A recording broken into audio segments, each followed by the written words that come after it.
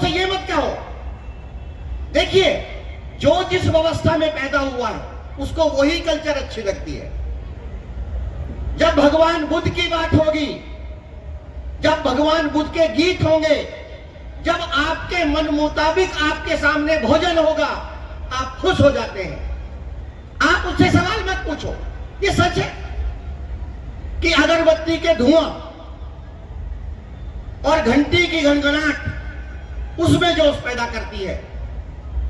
आप भी एक ऐसी कल्चर पैदा करो ना, आप भी एक ऐसी संस्कृति पैदा करो ना।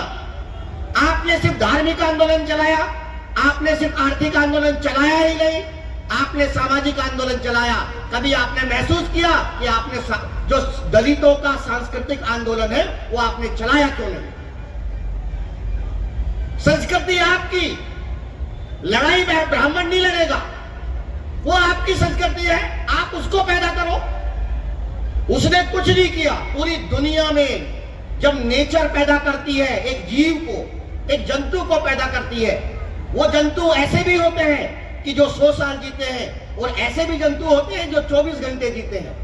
उसको एक ही चीज की चिंता होती है कि वो जेनेटिकली कैसे मैपिंग करें इस नेचर के अंदर। और जो आदमी है वो एनिमल से ज्यादा आकर के उसने एक सामाजिक जीवन जिया। और आदमी दुनिया में मनुष्य जहां भी होगा वो जेनेटिक कोडिंग के साथ साथ अपने कल्चर को पैदा करके जाना चाहता है, अपने कल्चर को छोड़ के जाना चाहता है। कभी आपने महसूस किया है कि आपकी कल्चर क्या है, आपकी संस्कृति क्या है? आपकी संस्कृति ये है कि आप जंगल में पैदा हुए भारत के मूल निवासी हैं। ये बात आपको पता होना चाहिए कि आप भारत के मूल निवासी हैं। और ये वैज्ञानिक रूप से सत्य हो गया कि हरियाणा के राखीगढ़ी जगह में एक कंकाल निकलता है। सरकार कहीं ना कहीं एक धर्म विशेष के पक्ष में खड़ी होती दिखाई देती है।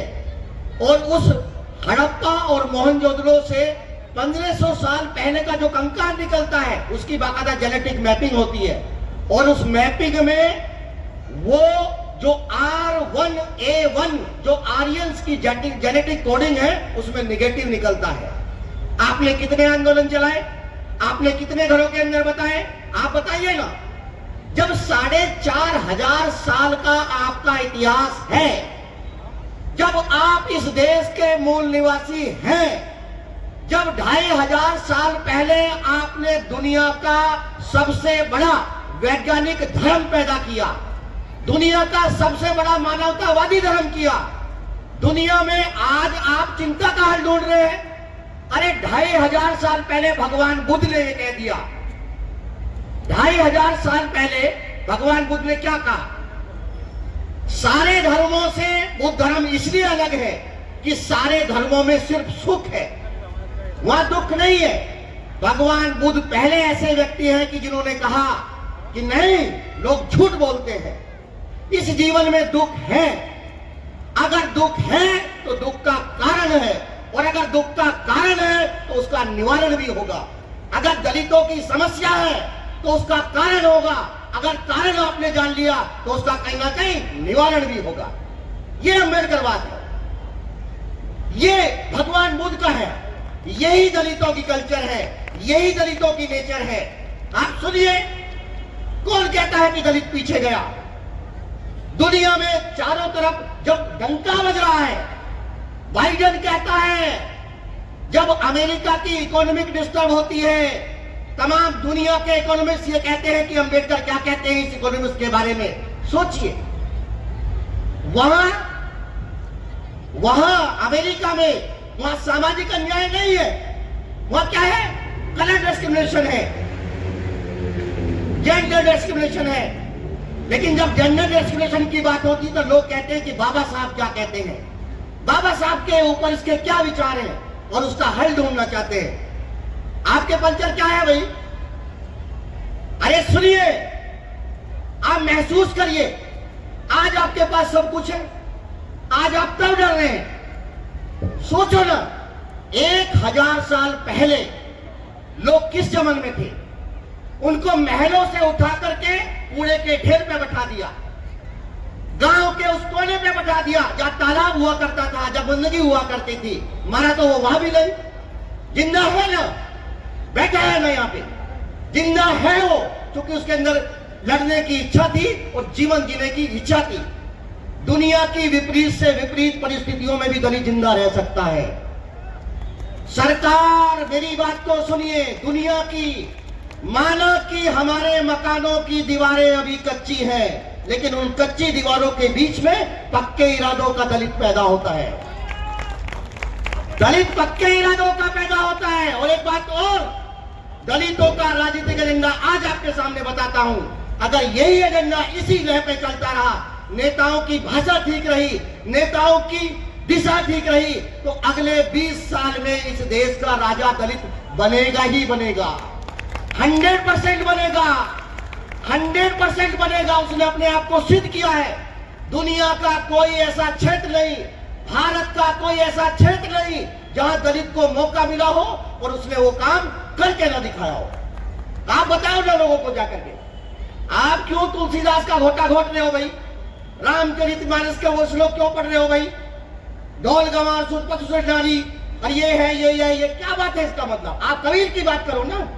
जहां तुलसी रामचरितमानस लिख रहे थे, उन मुगलों के राज में कबीर भी बैठे थे और कबीर भी उस व्यवस्था के ऊपर सवाल खड़ा कर रहे थे। और उन्होंने सवाल सिर्फ पुजारी से नहीं पूछा, उन्होंने सवाल मस्जिद के मुल्ला से भी पूछा। यह दलितों की कल्चर है। रविदास ने क्या नहीं कहा? आज आप डर रहे हो भाई, आज आप डर रहे हो। रविदास ने सवाल पूछा कि ऐसा चाहूं राज्य में जहां मिले सबन को अन्न, सब कुछ समानता की बात कह दिया।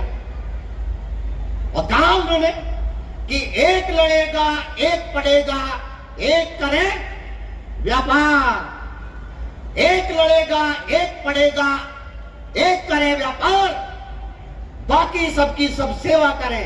ऐसा राज रविदास जी ने नहीं कहा। उन्होंने सवाल पूछा कि सब पढ़ेंगे, सब लड़ेंगे, सब करेंगे व्यापार, सबकी सब सेवा करें, ऐसा चाहूं मैं राज। आप किस बात के लिए डर रहे हो भाई? मुगल मेरे रिश्तेदार नहीं थे। मुगलों को मैंने देश के साथ कोई गद्दारी नहीं करी। भारत के गद्दारों का इतिहास चेक करो। भारत के इतिहास में इस देश के दलितों ने कभी कोई गद्दारी नहीं की। वो हमेशा राष्ट्र के साथ खड़ा रहा, हमेशा देश के साथ खड़ा रहा। सारे चोरों की लिस्ट नोट करो, सारे बलात्कारियों की लिस्ट चेक करो, सारे व्यापारियों की टैक्स जांच चेक करो। जो टैक्स चोरी करते हैं वहां दलितों के स्थान नहीं है, वो मानवतावादी है। एक भाई साहब कह रहे थे लड़कियों की बात, ठीक है, समय में थोड़ा परिवर्तन लगता है। हम भी उस भारतीय मनमानस के बीच में रहते हैं, लेकिन आपको एक बात जरूर पता होनी चाहिए कि हमारे यहां दलितों में भ्रूण हत्या बहुत मिनिमम है। दलितों में भ्रूण हत्या, कन्या की हत्या मिनिमम है। हम 5 बेटियों को भी इस आधार पे पाल लेते हैं कि मारेंगे नहीं, चाहे इनको पाल दो।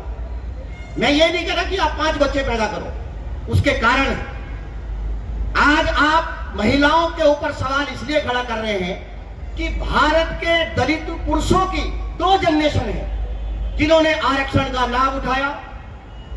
अभी महिलाओं की पहली जनरेशन है जो आरक्षण का लाभ उठा करके आपके साथ खड़ी है। जिस दिन वो 2 जनरेशन होगी, आपका हृदय परिवर्तन, आपकी व्यवस्था परिवर्तन हो जाएगा।